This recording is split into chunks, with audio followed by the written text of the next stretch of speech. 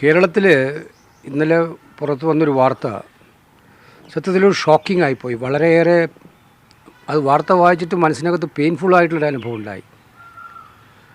സർവകലാശാല assistant professor പരീക്ഷയിൽ Urdu sociology പരീക്ഷകളിൽ 1ാം റാങ്ക് നേടിയവർ പോലും കഴിഞ്ഞ 2 വർഷമായിട്ട് നിയമനം കിട്ടാതെ കാത്തിരിക്കുന്നു.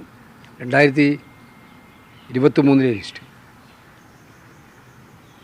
സത്യത്തിൽ കേരളത്തിൽ എന്താണ് സംഭവിക്കുന്നുള്ളതിൻ്റെ ഒരു വ്യക്തമായ ചിത്രമാണിത് കാണുന്നത്. ഞാനിപ്പോൾ അവരോട് 3 പേരോടും സംസാരിച്ചു. റഷീദ, സരസ്വതി, അതുപോലെ തന്നെ മമത. ഒരാളെ കിട്ടിയില്ല. ഇവരെല്ലാം 1ാം റാങ്കുകാരാണ്.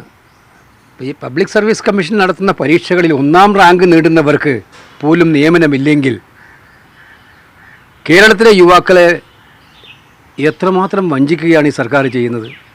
ഒരു ഭാഗത്ത് പിൻവാതിൽ നിയമനം അരങ്ങ് തകർക്കുകയാണ്. താൽക്കാലിക നിയമനങ്ങൾ വ്യാപകമായിട്ടുണ്ട്. ഇപ്പോൾ ഇന്നത്തെ മാധ്യമങ്ങൾ വായിച്ചാലും താൽക്കാലിക നിയമനങ്ങൾ നടക്കുകയാണ്. ദ്രുതഗതിയിൽ ഇമ്മീഡിയറ്റായിട്ട് പൂർത്തിയാക്കണം എന്ന് പറഞ്ഞിരിക്കുകയാണ്. താൽക്കാലിക നിയമനത്തിൽ നിയമിച്ചവരെ സ്ഥിരപ്പെടുത്താനുള്ള നടപടികൾ സ്വീകരിക്കുകയാണ്.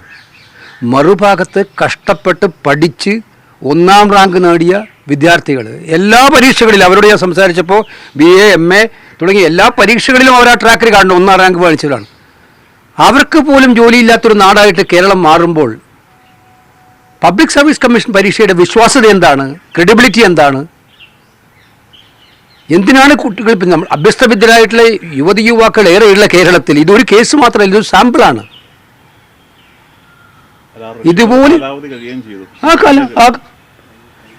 ഇത് നമുക്ക് മനസ്സിലാക്കാം. റാങ്ക് ലിസ്റ്റിൽ പിന്നിൽ നിൽക്കുന്നവരാണ്. 1ാം റാങ്ക് നേടുന്നവർക്ക് പോലും കൊടുക്കാൻ പറ്റാത്ത അന്തരീക്ഷം ഉണ്ടാകുന്നു. സാമ്പത്തിക പ്രതിസന്ധിയാണ് പറയുന്ന കാരണം എന്ന് പറഞ്ഞത്. മറ്റെല്ലാത്തിനും ഇവർക്ക് സാമ്പത്തികമുണ്ട്. എന്ത് നടത്താൻ സാമ്പത്തികമുണ്ട്, ദൂർത്ത് നടത്താൻ സാമ്പത്തികമുണ്ട്, PR എക്സസൈസിന് വേണ്ടി സാമ്പത്തികമുണ്ട്. ഇപ്പം ഞാൻ ഏറ്റവും ഒടുവിൽ അറിഞ്ഞത് നിങ്ങളുടെ ചാനലുകൾക്കെല്ലാം കിഫ്ബി വഴി പൈസ കിട്ടിക്കൊണ്ടിരിക്കുകയെന്നാണ് ഞാൻ കേട്ടത്. കിഫ്ബി വഴി പ്രചരണത്തിന്. ആയിക്കോട്ടെ, പരസ്യം അതിന് പൈസയുണ്ടല്ലോ, പരസ്യത്തിന് പൈസയുണ്ടല്ലോ, സർക്കാരിന്. പാവപ്പെട്ട കുട്ടികൾക്ക് കൊടുക്കാൻ 1ാം റാങ്ക് മേടിച്ചവർക്ക് പോലും ജോലി കൊടുക്കാനില്ല എന്ന് പറഞ്ഞാൽ സമൂഹ മനസ്സാക്ഷിയെ തന്നെ ഞെട്ടിപ്പിക്കുന്ന ഒന്നാണെന്നുള്ളൊരു സംശയമില്ല. ഏത് ശക്തമായിട്ട് അടിയന്തരമായിട്ടും സർവകലാശാലകൾ ഇക്കാര്യത്തിൽ ഗവൺമെൻറ് ഇടപെടണം.